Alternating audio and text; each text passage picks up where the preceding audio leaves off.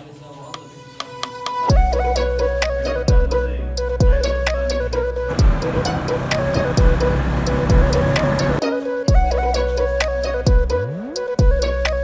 मेरो ग्रुपको प्रेजेन्टेसन छ अनि अब बिहान कलेज त जानै पर्यो। कलेज जाँदाखेरि चिसो मौसम थियो अनि अब मेरो साथीले कल गरेर गाडा लिएर आउँछु अनि गाडा फर्दै आउँछु।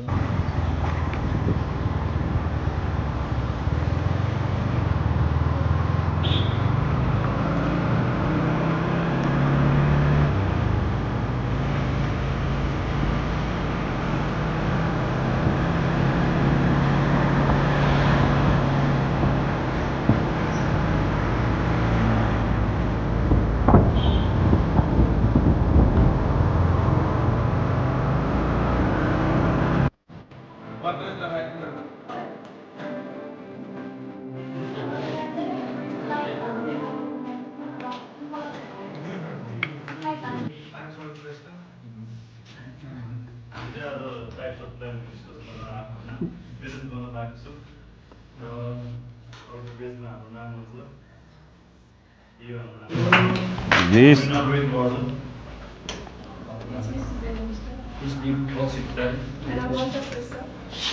Planning is a predetermination course of action.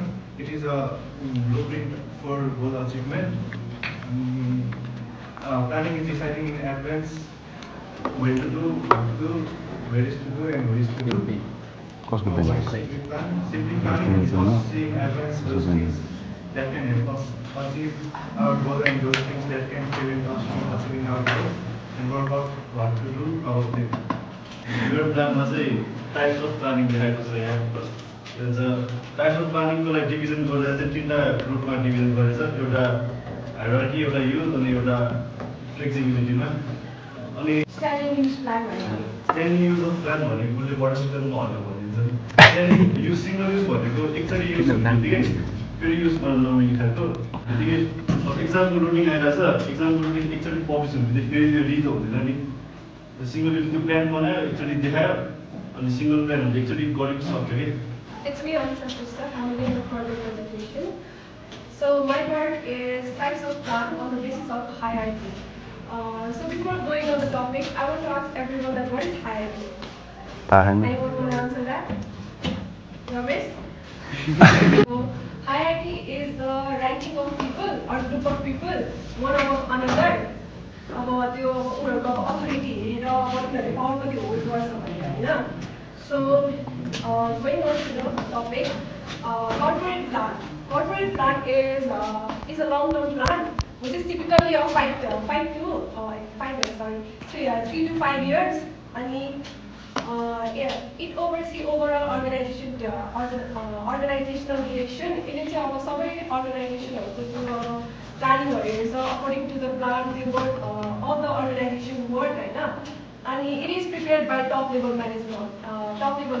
So who is top level management? Principal. No, they might be the CEO, they might be the director, or they might be the other top level authorities. And as the top level manager has influence over all the organization as they hold authorities, powers, and plan and they also take a higher level of not higher level of salary, but they take payment more than the other level of management because they plan the long-term programs for the organization. So that's why they take high level of payment. So another point is tactical plan. So it is prepared by middle level management and it is of about 6 to 1 year of plan, and it addresses specific department of areas. For example, example दिनु छ भने जस्तै एउटा trekking programme छ होइन। अब जस्तै ABC क्याम्पमा trekking programme छ अनि तिनीहरूले चाहिँ अब सच प्लान 6 to 1 year को प्लान गरेर त्यो प्लान डिस्काउन्टहरू अफर गर्छ। अब कुनै गाइड्सहरू हस्पिटेबल गाइड्सहरू तिनीहरूलाई प्रोभाइड गर्छ तिनीहरू ट्रेकिङमा लानको लागि।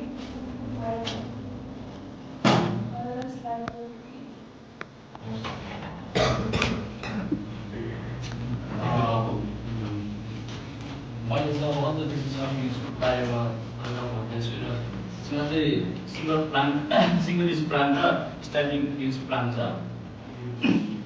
सिङ्गल युज प्लान्ट चाहिँ कस्तो भन्दाखेरि चाहिँ the plant that address one time project of or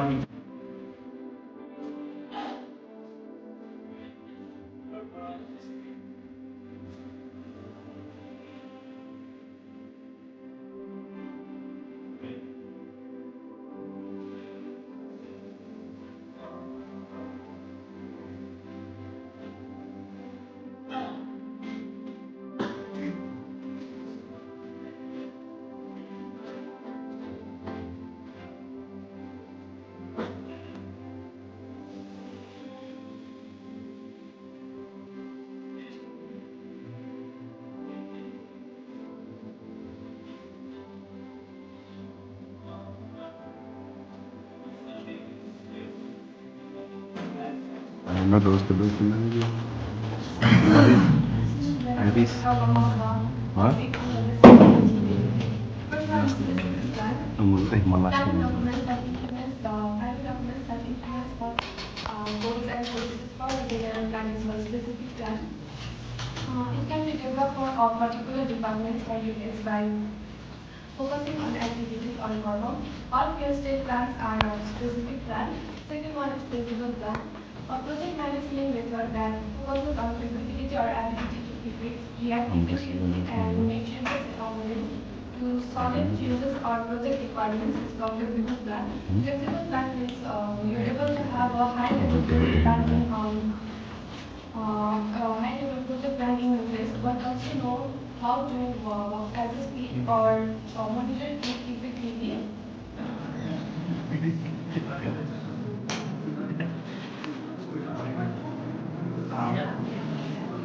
आजको प्रेजेन्टेसन हाम्रो लिडर क्षेत्र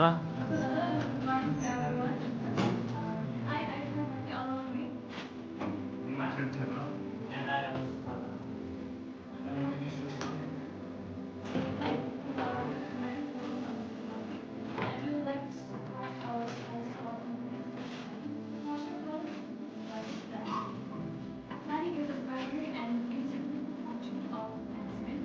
When our organization starts, this is an organization action we need to plan in advance and plan in our life across business also and work with you. Planning is a blueprint of management and also considered as a foundation of management. It reflects on the and prevents unforeseen action to make the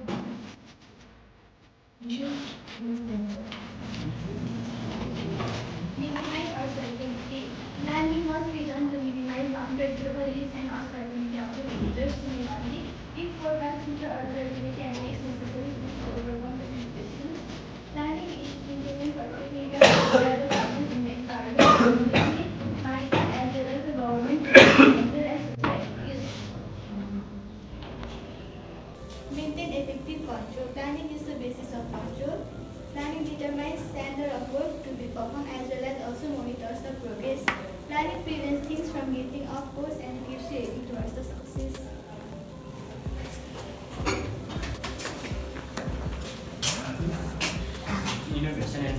innovation and creativity भन्ने चाहिँ एउटा प्लानिङको एकदम महत्त्वपूर्ण हो किनकि innovation भन्ने चाहिँ idea generate गर्नु हो र यदि आइडिया जेनेरेट भएन भने चाहिँ हाम्रो प्लान बन्न सकिँदैन। त्यसैले इनोभेसन एन्ड क्रिएटिभिटी इनोभेसन भन्दा चाहिँ त्यो हाम्रो कसरी प्लान जेनेरेट गर्ने हो र जस्तै प्लान जेनेरेट गर्नु भन्दा चाहिँ दिमागमै मनमा आउने प्लानहरू हो तर क्रिएटिभिटी भने चाहिँ त्यो प्लानलाई नोटमा लेख्नु हुन्छ कि कसरी त्यसलाई युज भेल्यु हो त्यसलाई हुन्छ इनोभेसन एन्ड क्रिएटिभिटी।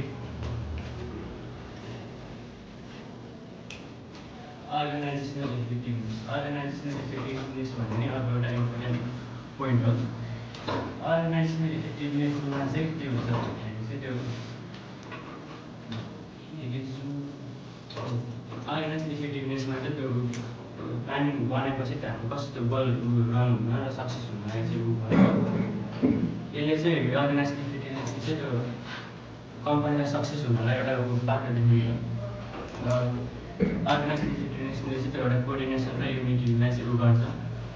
अर्गनाइजेसन इफेक्टिभनेसले चाहिँ त्यो कम्पनीमा भएको इम्प्लोयहरूलाई नै काम गर्न अलिक सहज दिन गराउँछ र कामप्रति एकदम फोकस हुन सिकाउने छ। Thank you. Economy in operation. It avoids unnecessary wastage and it ensures proper use of resources. It provides overuse or underutilization of resources. It minimizes output while minimizing cost. It ensures economical operation giving sustainable and successful outcome.